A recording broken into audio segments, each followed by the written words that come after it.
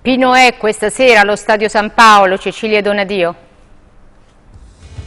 Quando qualcuno se ne va.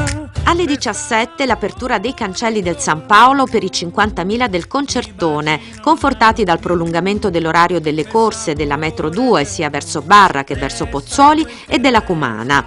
Da casa saranno invece milioni i telespettatori, grazie all'imponente macchina tecnica della diretta di questa sera. Pino è 20:35, Rai 1 e Radio 2, 4 ore di musica e testimonianze, oltre 40 ospiti, tra cantanti, musicisti, amici di Pino Daniele, come James Senese e Tony Esposito. Sentiamo come fosse, non se ne fosse mai andato in poche parole, capito?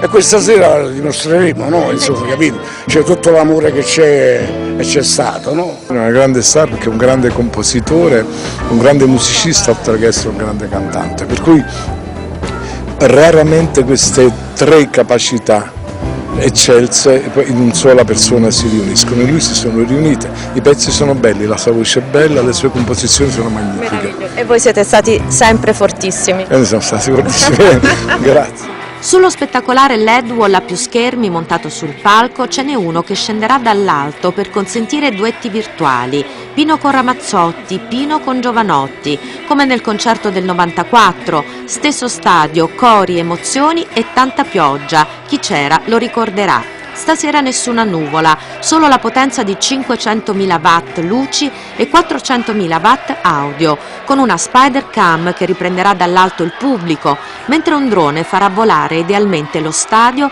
verso il mare e il Vesuvio. Il ricavato del concerto, come quello del brano inedito Resta quel che resta, pubblicato un mese fa, ai progetti benefici della Pino Daniele Trust Onlus e della Pino Daniele Forever Onlus, per i bambini oncologici e per Save the Children. Fino al 10 giugno attivo anche il numero solidale 45585 con una donazione di 2 euro per ogni sms e 5 o 10 euro da rete fissa. Se qualcosa poi non va, senti